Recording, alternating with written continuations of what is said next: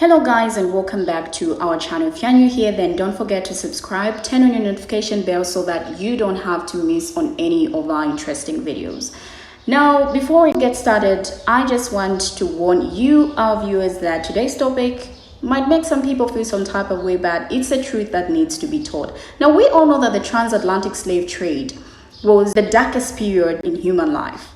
Millions of enslaved Africans were forcibly taken away from their homelands and were subjected to inhumane conditions and even treated less as human. But there is an aspect of this horrific era that's often overlooked and even avoided.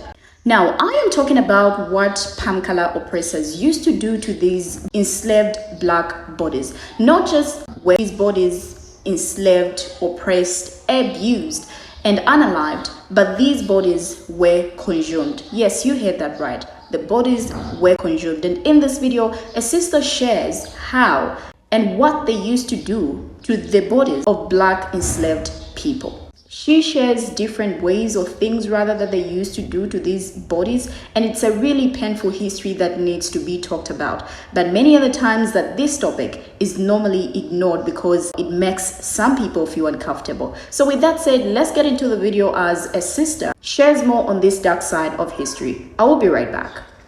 Did you know that enslaved black bodies were not just beaten or assaulted or worked, but eaten?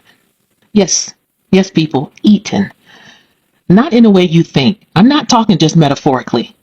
I'm not talking just economically. Some enslaved Africans were literally consumed, you all. They were cooked, collected, and devoured by some of their white masters. Yes. And others, let me tell you what they did with some of their bodies.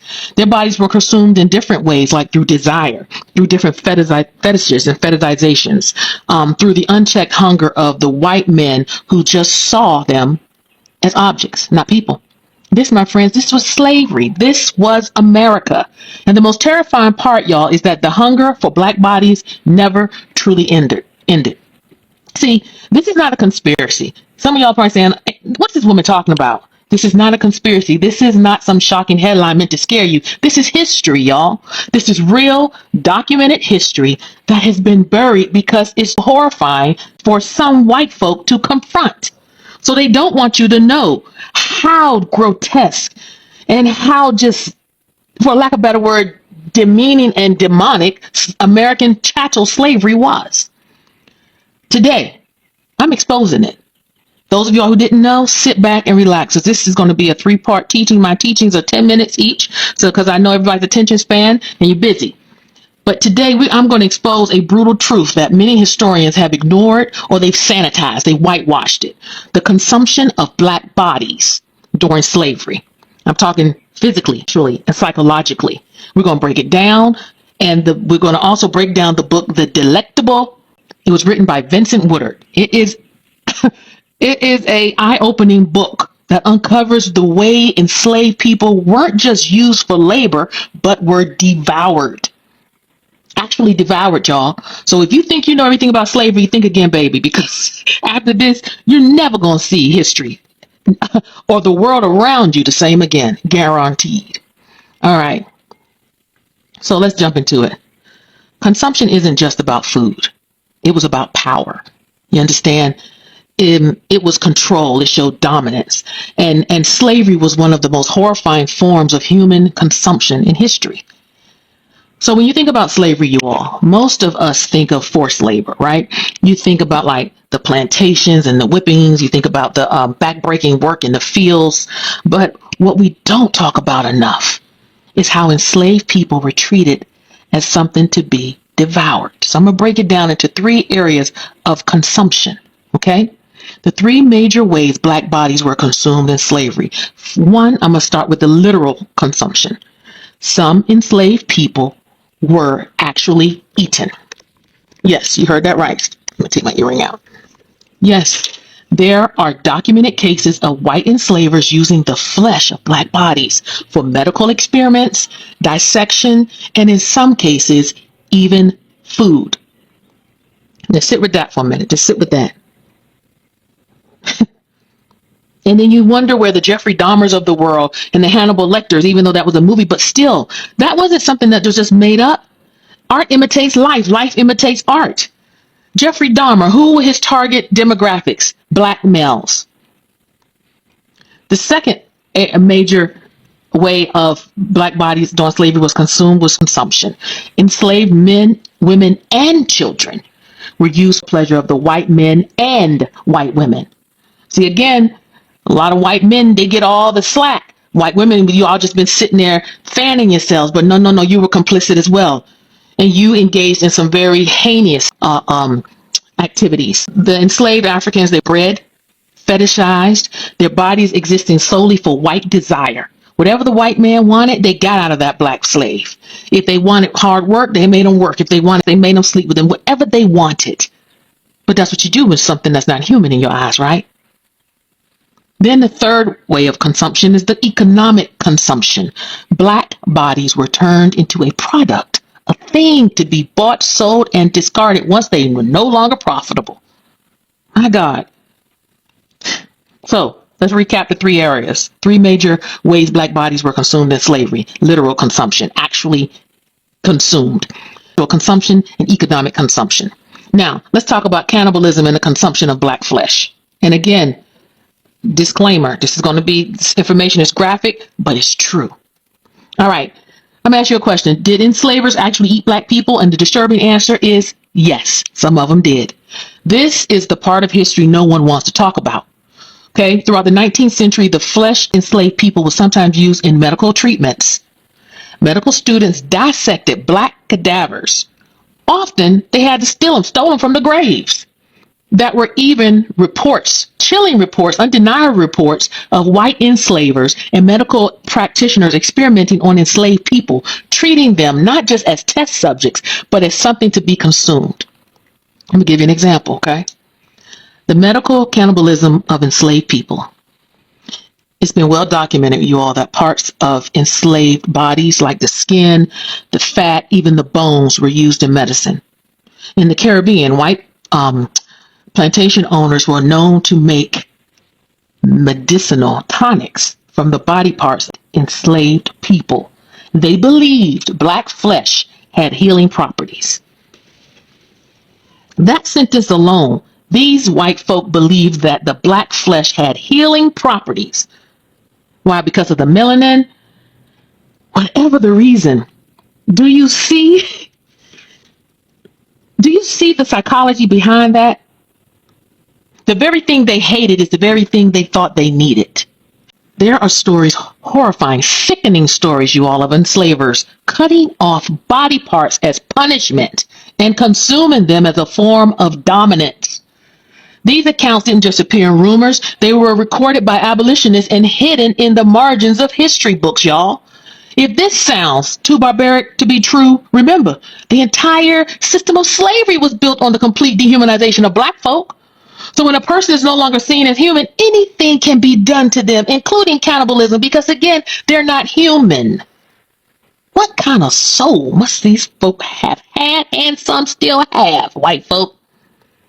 This is why you don't want to talk to your children, because your children and your grandchildren are going to say, Papa, Mama, is this true? Did some white people do this? People, we're not talking about in another part of the world. We're talking about here in America. Some of the larger plantations, like in North Carolina, Virginia, Maryland.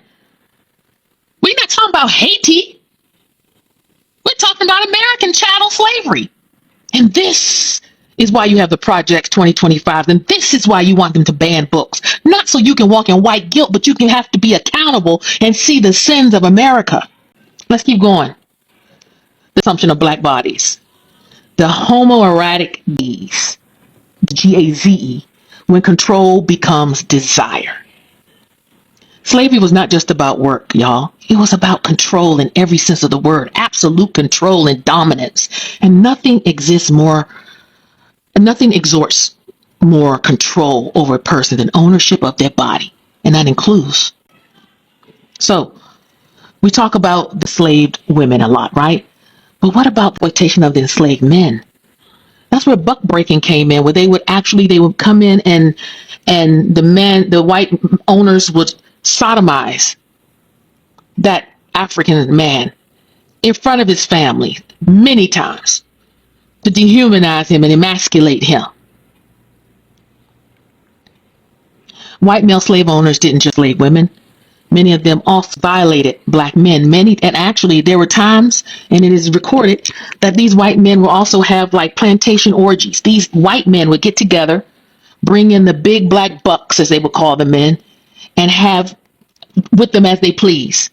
And it's not like those men were getting down. Those African men, it was not, no, that was not even part of their culture. Even in some parts of Africa today, homosexuality is punishable by imprisonment and or. So those were not willing participants. I want to stop here and you all click on to the next video because we're going to finish part 2 talking about consumption of black bodies. I told you all, this is something else, y'all. I'm telling you, this is what they don't want you to know about American history.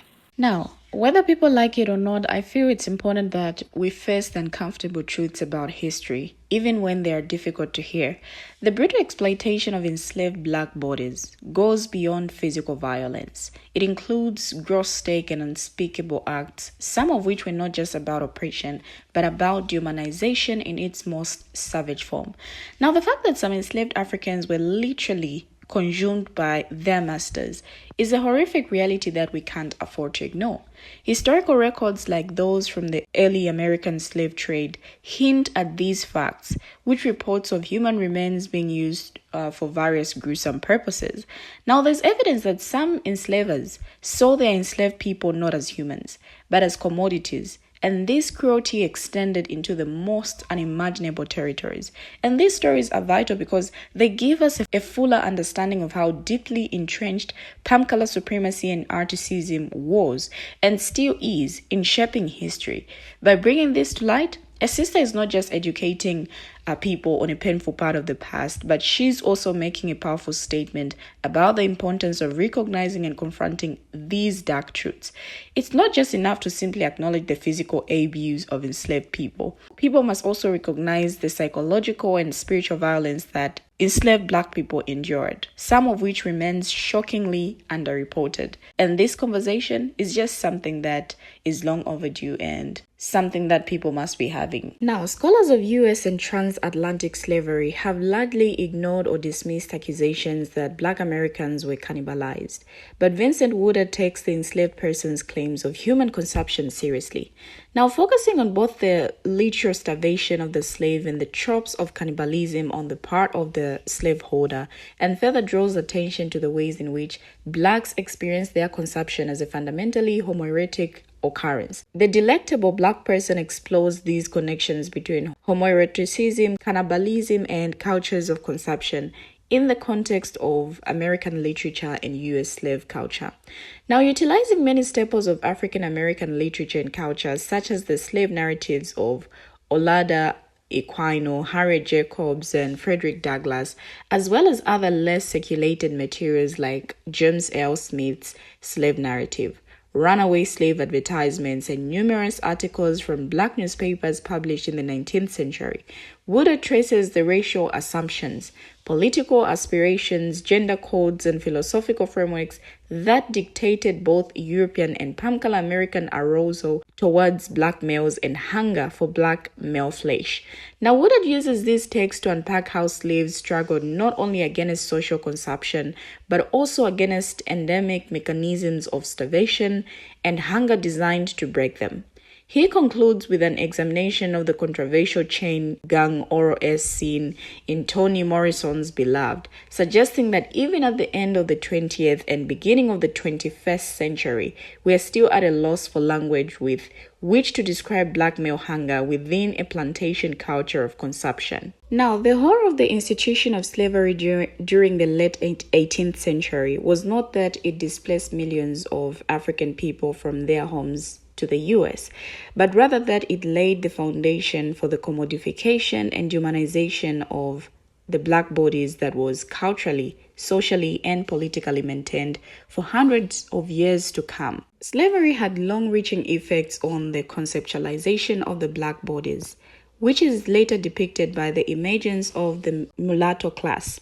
Now, palm-color slave owners executed their perceived right under the creation of commoditized black bodies to essentially abuse their slaves, producing mixed-race children. Social, religious, economic, and political factors allowed the sustained commodification of black bodies to occur, and as a result of commodification, black bodies were rendered disciplined subjects, beholden to the will of palm-color men. Now, simultaneously, palm-color planters' wives were socially conditioned to remain publicly silent in the face of their husband's betrayal and abuse. Hence, they often executed their anger on the black slave, further rendering the black body an object to be claimed by others to enact their will upon. Commodification of the black body at the start of the era allowed for the objectification of the black female body to continue throughout slavery, as portrayed by the simultaneous abuse of the masters and the subsequent retribution of the masters' wives, which were enacted on the black female body. Now, in order to understand how this discourse of objectification and exploitation operated later on, it is first necessary to explain how the black body was rendered an object. Stephanie Smallwood's saltwater slavery creates a basis of understanding how African captives were systematically turned into transatlantic commodities. Now, Smallwood points to the intentional replicated violence of the system that allowed the exploitation to continue, since only by the ceaseless replication of the system's violence did African sellers and European buyers render captives human commodities to market. Over time, the replication of individual choices to capture, buy, and trade African slaves created a societal structure that equalized the value of human life with the market value. The moment that these steps crossed over from simply the process used on a daily basis to a rigid structural system of oppression was the moment that bodies became objectified for future use in slavery. When lives revolve around market values and are believed to be valuable only for the potential profitability, they may bring the very fabric that holds communities together shifts. Social and cultural ethics are then driven by economics rather than human interaction, and this was exactly what occurred with the commodification of black bodies as market objects. Hence, commodification was primarily driven by economies and rationalized through science, where economic exchange transformed independent beings into human commodities whose most socially relevant feature was their exchangeability. And the practices that underwrote African commodification reflected a rationalized sense of human deprivation. Instead of being valued for the contributions they could make to society, human beings became a means to an end, a means of furthering one's personal agenda and upward social mobility. Now, depriving humans of dignity, agency, respect, and basic human rights was also the tool that was later used by slave owners in order to create and maintain the inferior slave subject. Essentially, the humanity of the black body was raptured into an object to be bought and sold in order to satisfy the economic desires of the palm-color slave owners. Now, the social conceptualization of the black body helps explain the rationale that allowed exploitation of black slaves to both occur and be widely unchallenged by mainstream society. The objectification of female slaves is obvious, and one may be wondering why no one challenged this system of abuse and exploitation. However, it is important to understand the various social dynamics that were at play during this time period, starting with the role of southern planters' wives. Now, palm-color plantation culture dictated the behavior of planters' wives. Social norms stipulated that women were to be docile, gentle, and turn a blind eye to the infidelities of their husbands, whose existence they were keenly aware of. Under this cultural imperative, families operated under a mode where ordered obedience created hierarchy and respect for the patriarch of the family, and produced the appearance of a well-ordered family and thus society. Now, according to Jacqueline Allain's contextualization of the South planter class palm-color women were guardians of the home who were responsible for upholding traditional Christian values and keeping peace within the domestic sphere. As such, they were valued for their homemaking abilities, maternal instinct, and perhaps above all else, their virtue. Female virtue and docility went hand in hand. It is also important to note here that in contrast to the black woman, palm-color women's value is determined relative to religion, not by the market. In other words, palm-color women's character was established on the basis of integral moral grounds, while black women's integrity was proven through the external economic forces of the market that had no room for ethics. Now, like a sister said, we need parts to explain this topic because there's more that was done to black bodies, and these are things that are not often talked about, but these are things that should be talked about because it is the truth and it happened. But for now, we will end here, but share your thoughts, your views, your contributions as well in the comment section. Thank you for always watching, and see you in our next video as we bring you another video.